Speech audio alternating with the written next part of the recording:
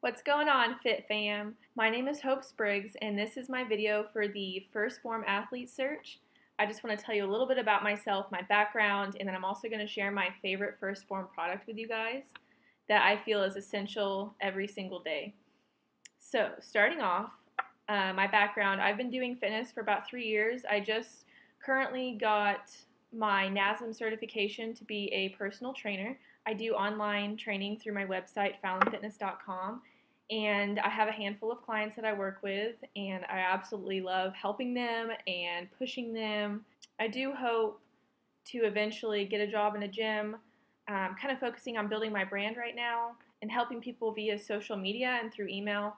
I definitely do want to do hands-on with people eventually. So now that you know just a little bit about me, my background, I did start, like I said, 3 years ago.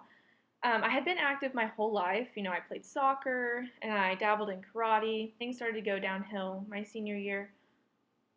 My depression and anxiety really started to develop that year. My parents split. I was about to graduate. I was about to turn 18, go off to college all by myself, 2 hours away, and I thought my world had fallen apart. And so I had a boyfriend at the time, high school sweetheart, all of that. Moving on to my first year of college, it was really rough for me. I finally moved 2 hours away to go to school, and my family was still going through the divorce. Kind of felt like I was raising my sister at the time. My mom was going through some stuff, and my dad had his own problems to deal with, and so I felt alone, and I also felt responsible. I was going to school 17 hours, which is over full time, almost max, and I was working 40 to 45 hours as a manager at a retail store. And the relationship that I was in had now gone to the point of being emotionally abusive. And I felt alone, and I didn't feel like I had anybody. My way of dealing with it at first was, this is going to sound crazy, but I would take like 3 showers a day. No joke, like morning, middle of the day, and night. I don't know what it was just kind of refreshing. And it got to the point where like that wasn't helping. I didn't want to see a doctor. I didn't believe in prescription medications. And that was just, it took a toll on me that year. And I really hit rock bottom. I started taking prescription drugs illegally, and I abused them. I started losing my hair. I didn't eat, and I had lost a lot of weight. It's kind of hard for me to talk about a little bit. And the relationship I was in was still really abusive. Like, he would say, you're a joke. Like, what are you doing? He thought that I was fat, and he said he wasn't, like, attracted to me physically. And, it really took a toll on my self-esteem and confidence. And so I got into other drugs, and I started drinking an unhealthy amount to cope with my problems. So I think drinking's okay and everything. I personally don't drink anymore just because alcoholism runs in my family, and I know that I like it too much. And so if I drink, I may drink too much. And so that happened. I was losing all of my friends. I was making really, really bad decisions, terrible decisions. I did so bad my first year of college, staying up until 3 or 4 in the morning doing drugs and waking up super early in the morning. I wasn't eating. Eventually, the not eating turned into emotional binge eating. I gained, within that time period, that short time period, I gained, I want to say 40 pounds. Now you're probably like, oh, she's so little. It took me a long time to lose the weight, and a lot of yo-yoing and trying and failing and trying and failing, giving up, starting again. Literally, like, the process, it felt like it wasn't ending. All right, so finally the breaking point. This is the moment in my life that I'm so thankful I did, and I'm not sitting here regretting not making the decisions that I made. It was my junior year of college, and I got fed up with the way that he was treating me. And it's most of the times he just neglected me and didn't talk to me at all. But the moments that he did talk to me, it's like he had nothing nice to say, ever. I had decided to stop doing the drugs. I stopped drinking. I started getting active, so I started running more. I started doing yoga, like headstands and all the crazy kind of stuff. I told myself that I could. I told myself that I was better than how I was being treated by other people, by myself. I knew that my life wasn't going to change unless I changed it, unless I made the first step. And it took me a while to realize that, and that sucks, but I still made that decision. And I decided that I couldn't be in that relationship anymore, and I wasn't going to do that to myself. I decided I couldn't do it anymore. I had to move out, and I lived on my own for the first time ever in my whole life, 100% financially myself, and was still going to school full time, still working full time, and still trying to work out and eat healthy. But my depression and anxiety started getting really, really bad, and I was living by myself, and I had made so many changes that year that I was a little overwhelmed. And so I had hit rock bottom, what it felt like. I was really struggling in school again.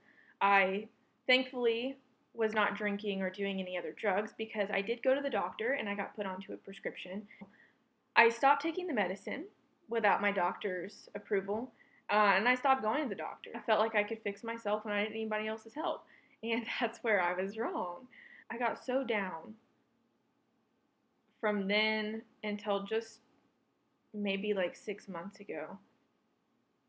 I struggle with my depression and anxiety, and it got to the point where I had thoughts of suicide and how I would end my life. Who would miss me? Who wouldn't miss me? Would anybody care? It's so hard to talk about. I want you to know, no matter what anybody says to you, your life matters. And if you don't feel like you have anybody to talk to, you have me.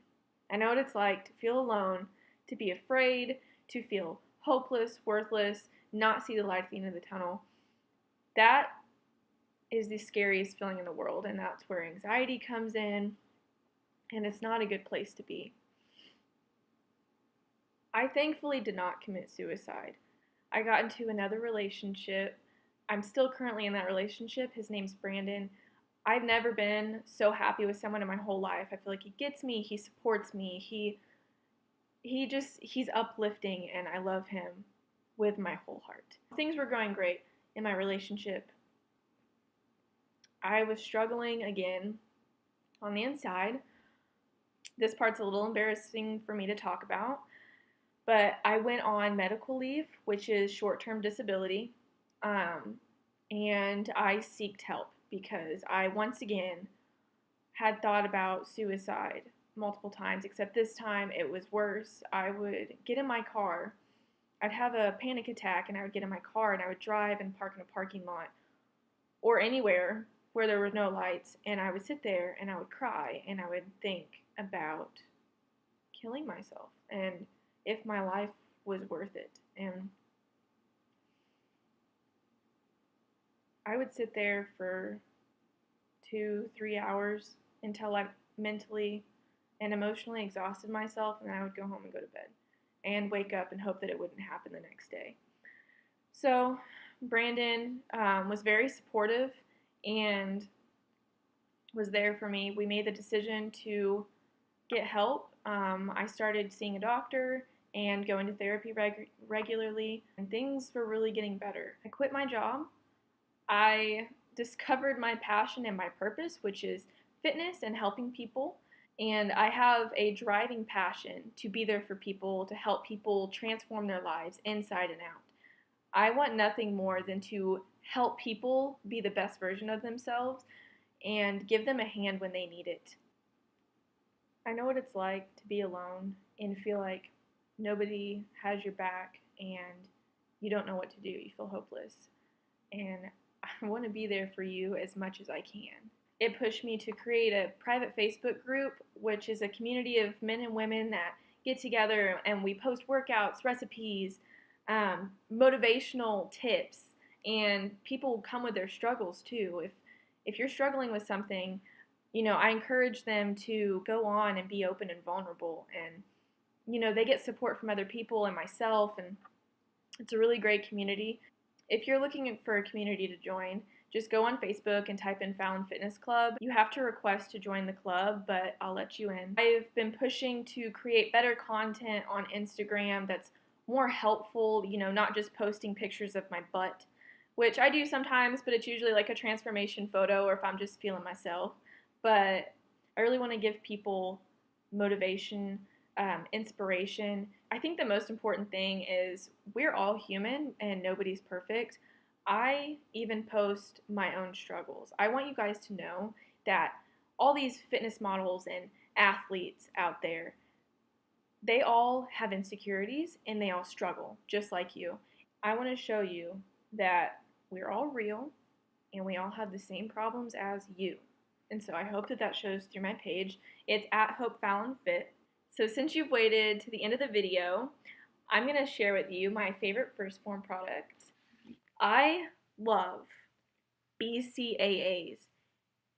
Their BCAAs are perfect because, most BCAAs have a very sweet flavor. They use too much sugar. Theirs is the perfect level of sweetness. And I have the blue raz. It's my favorite flavor. They have other flavors like lemonade, fruit punch, green apple.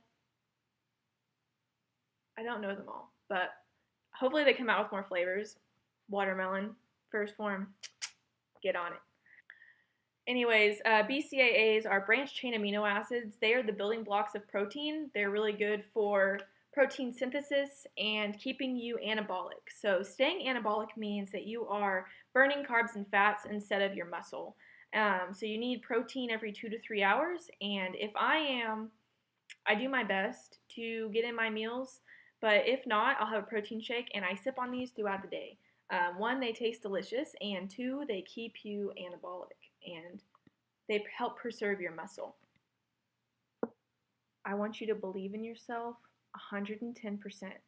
Believe in yourself when nobody else believes in you. I want you to have perseverance. I want you to push when you don't feel like pushing anymore. I want you to have courage. Be vulnerable. Go out there. Try new things. Push yourself out of your comfort zone. Show yourself and other people how bad that you want it. Okay? Stop making excuses. You don't need all the resources in the world to make healthy decisions. What you need to do is be resourceful, okay? You know what you need to do it. One thing I tell my clients is this is a long-term lifestyle. It's not a get fit quick. It's not get fit for the summer and then I'm going to go back to eating the way I was. No, this is for your health, okay? It's not only about looking good and getting those abs. It's about how you feel on the inside and it's how you feel in your mind. Consistency is key and you will get there. It's not going to be easy. You're going to fail and that's okay. I love my fit family. Thank you for supporting me.